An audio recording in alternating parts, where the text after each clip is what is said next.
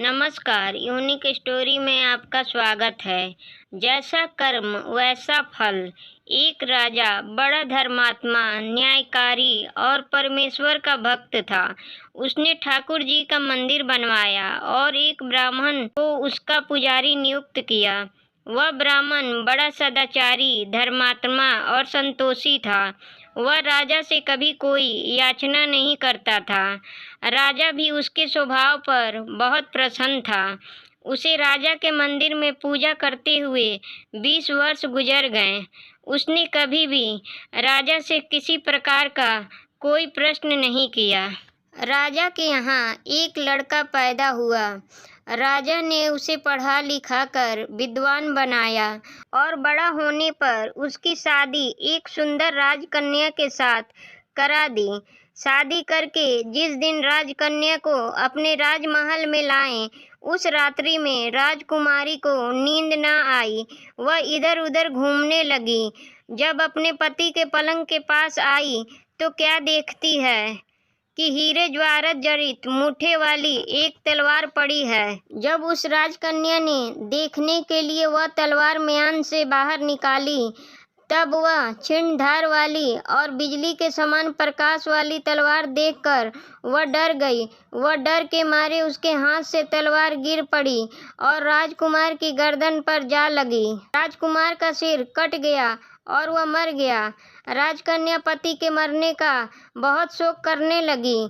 उसने परमेश्वर से प्रार्थना की कि हे प्रभु, मुझसे अचानक यह पाप कैसे हो गया। पति की मृत्यु मेरे ही हाथों हो गई। आप तो जानते ही हैं, परंतु सभा में मैं सत्य न कहूँगी, क्योंकि इससे मेरे माता पिता और सास ससुर को कलंक लगेगा तथा इस बात पर कोई विश्वास भी न करेगा।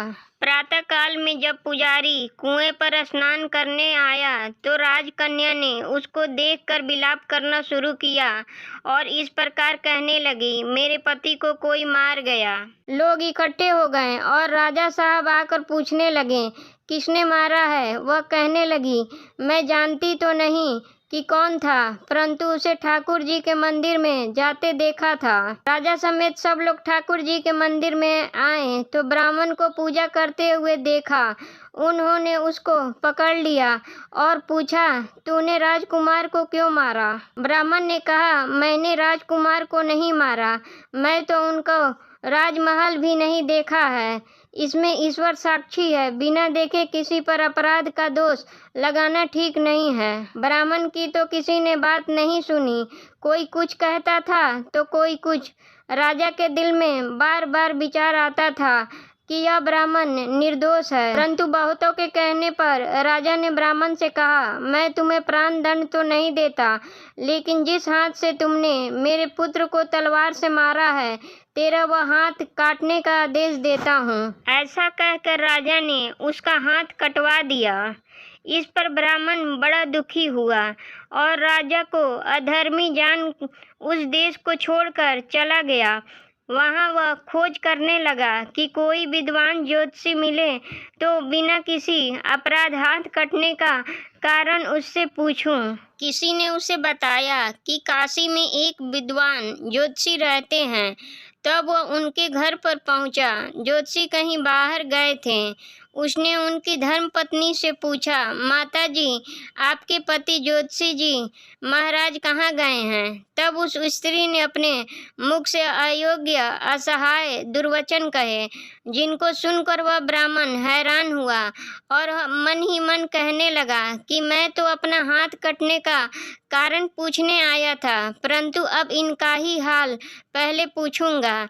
इतने में ज्योतिषी जी आ गए। घर में प्रवेश करते ही ब्राह्मणी ने अनेक दुर्वचन कहकर उनका तिरस्कार किया, परंतु ज्योतिषी जी चुप रहे और अपनी स्त्री को कुछ भी नहीं कहा। तदंतर वे अपनी गद्दी पर आ बैठे।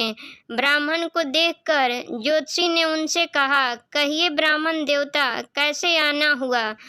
आया तो था अपने बारे में पूछने के लिए, परंतु पहले आप अपना हाल बताइए कि आपकी पत्नी अपनी जुबान से आपका इतना तिरस्कार क्यों करती है, जो किसी से भी नहीं सहा जाता और आप सहन कर लेते हैं। इसका कारण है यह मेरी स्त्री नहीं, मेरा कर्म है। दुनिया में जिसको भी देखते हो, अर्थात भाई, पुत्र, शिष्य, पिता, गुरु, संबंधी, जो कुछ भी है, सब अपना कर्म ही है। यह स्त्री नहीं, मेरा किया हुआ कर्म ही है और यह भोगे बिना कटेगा नहीं। अपना किया हुआ जो भी कुछ शुभ अशुभ कर्म है वह अवश्य ही भोगना पड़ता है।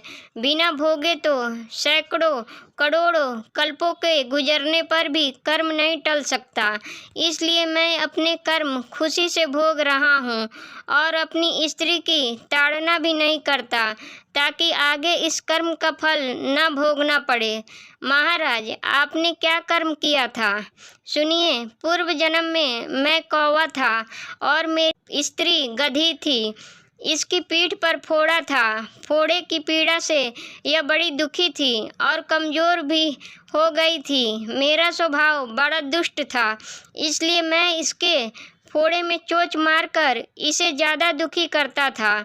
जब दर्द के कारण यह कूदती थी तो इसकी फजियत देखकर मैं खुश होता था। मेरे डर के कारण यह सहसा बाहर नहीं निकलती थी, किंतु मैं इसको ढूंढता फिरता था। यह जहाँ मिले वहीं इसे दुखी करता था। आखिर मेरे द्वारा बहुत सताए जाने पर त्रस्त होकर यह गांव से 10-12 मील दूर जंगल में चली गई। वहाँ गंगा जी के किनारे घने वन में हरा भरा घास खाकर और मेरी चोटों से बचकर सुखपूर्वक रहने लगी। लेकिन मैं इसके बिना नहीं रह सकता था। इसको ढूंढते ढूंढते मैं उसी वन में जा पहुंचा और वहां इसे देखते ही मैं इसकी पीठ पर जोर से चोंच मारी तो मेरी चोंच इसकी हड्डी में चुभ गई। इस पर इसने अनेक प्रयास किए, फिर भी चोंच ना छूटी। मैंने भी चोंच निकालने का बड़ा प्रयत्न किया, मगर ना निकली। पानी के भय से ही यह दुष्ट मुझे छोड़ेगा, ऐसा सोचकर यह गंगा जी में प्रवेश कर गई, परंतु वहाँ भी मैं अपनी चोंच निकाल न पाया। आखिर में यह बड़े प्रवाह से प्रवेश कर गई। गंगा का प्रवाह तेज होने के कारण हम दोनों बह गए और बीच में ही मर गए। तब गंगा जी के प्रभाव से यह तो ब्राह्मणी बनी और मैं बड़ा भारी ज्योतिषी बना। अब वही मेरी स्त्री हुई, जो मेरे मरणोपरांत अपने मुख से गाली निकालकर मुझे दुख देगी और मैं भी अपने पूर्व कर्मों का फल समझकर सहन करता रहूँगा। इसका दोष नहीं मानूंगा, क्योंकि यह किए हुए कर्मों का ही फल है। इसलिए मैं शांत रहता हूँ। अब अपना प्रश्न पूछो। ब्राह्मण ने अपना सब समाचार सुनाया और पूछा, अधर्मी पापी राजा ने मुझ पर निरपराध का हाथ क्यों कटवाया? ज्योतिषी, राजा ने आपका हाथ नहीं कटवाया, आपके कर्म ने ही आपका हाथ कटवाया है। किस प्रकार? पूर्व जन्म में आप एक तपस्वी थे और राजकन्या गौ थी तथा राजकुमार कसाई था। वह कसाई जब गौ को मारने लगा तब गौ बेचारी जान बचाकर आपके सामने से जंगल में भाग गई। पीछे से कसाई आया और आपसे पूछा कि इधर कोई गाय तो नहीं गया है? आपने प्रण कर रखा था कि झूठ नहीं बोलूँगा, अतः जिस तरफ गौ गई थी उस तरफ आपने हाथ से इशारा किया तो उस कसाई ने जाकर गौ को मार डाला। गंगा के किनारे वह उसकी चमड़ी निकाल रहा था।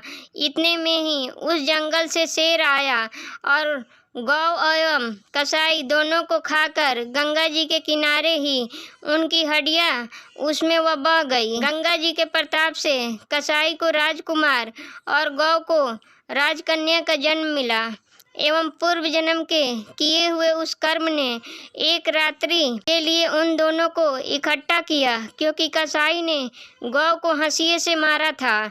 इसी कारण राजकन्या के हाथों अनायास ही तलवार गिरने से राजकुमार का सिर कट गया और वह मर गया। इस तरह अपना फल देकर कर्म निर्वृत्त हो गया। तुमने तो हाथ का इशारा रूप कर्म किया था, उस पाप कर्म ने तुम्हारा हाथ कटवा दिया।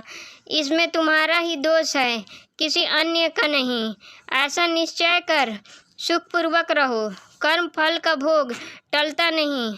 कितना सहज है ज्ञान संयुक्त जीवन। यदि हम इस कर्म सिद्धांत को मान लें और जान लें तो पूर्वकृत घोर से घोर कर्म का फल भोगते हुए भी हम दुखी नहीं होंगे, बल्कि अपने चित्त की समता बनाए हुए रखने में सफल होंगे।